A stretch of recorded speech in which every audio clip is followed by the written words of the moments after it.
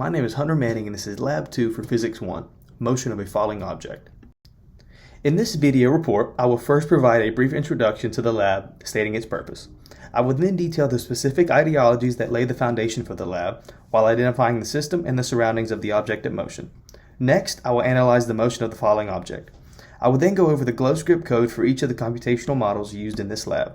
Following this, I will compare the position versus time graph for each of the computational models to the observation model.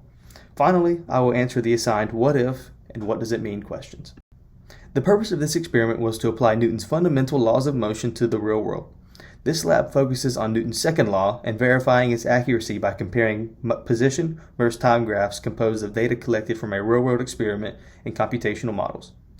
One of these computational models accounts only for gravitational force, and the other accounts for both gravity and drag force.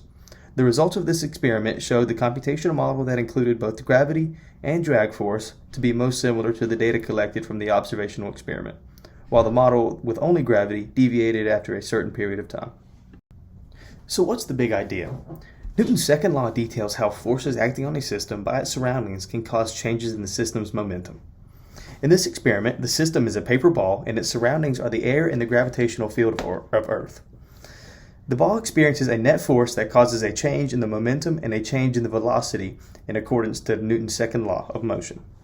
Important equations for this law of motion include the momentum update formula and the velocity update formula, which relates final velocity to the initial velocity plus acceleration times time.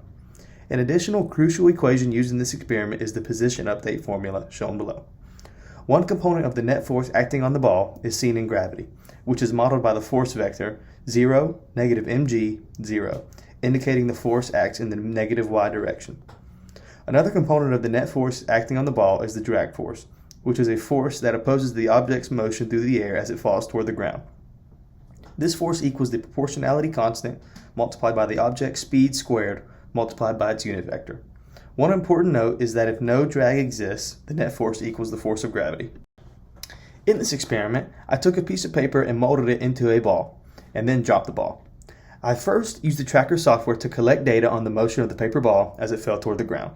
I then manipulated the provided starter code in GlowScript to model two scenarios, one where only gravity is acting on the object, and another where both gravity and drag force are acting on the object.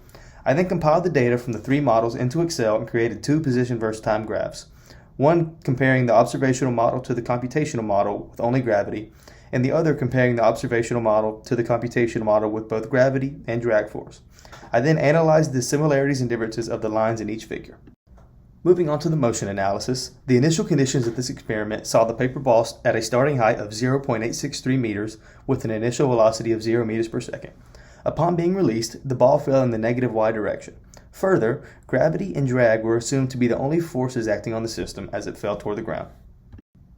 Next, I created a computational model that only accounted for the force of gravity on the system. As you can see, the proportionality constant b is set to equal 0 to indicate zero drag force. The ball had a mass of 0.0045 kilograms, so I updated it as so. The initial velocity vector was set to 0, 0, 0 to indicate the object starting from rest. The initial height was set to 0.863 to correspond to the observational model. Delta t was set to 1 over 30 to correspond to a frame rate of 30 frames per second. Gravitational force was set to 9.8 meters per second squared. I then included the position update formula and the velocity update formula to map the movement of the ball over time. In this code, the computational model that included both gravity and drag force is seen. I used the same initial conditions as the previous model, but I included the equation for drag force as well as the drag force proportionality constant, as you can see here. In this position versus time graph, I'm comparing the computational model that only included gravity to the observational model. As you can see, the two start very similarly. However, the gravity-only model begins to deviate as time progresses, showing that the observational model is experiencing a drag force or some other force that opposes the direction of gravity. In this position versus time graph, I'm comparing the computational model that included gravity and drag force to the observational model. The two datasets are quite similar, with very slight deviation as time progresses. Because of this, the model that included both gravity and drag force may be a good estimator of the motion of a falling object in real-world scenarios. Which model predicts for terminal velocity? In the computational model with only gravity, there is no opposing force to resist the object's acceleration due to gravity, thus no terminal velocity is reached. In the computational model with gravity and drag force, the drag force opposes the gravitational force and a constant speed is reached after a period of time. So, the model with both gravity and drag force predicts terminal velocity. If an object was initially thrown downwards, would the terminal velocity be the same or different than an object that was dropped from rest? If the two objects are identical, having the same shape and mass, then they will have the same terminal velocity. Initial velocity does not impact terminal velocity due to drag force experienced by the system. Thank you.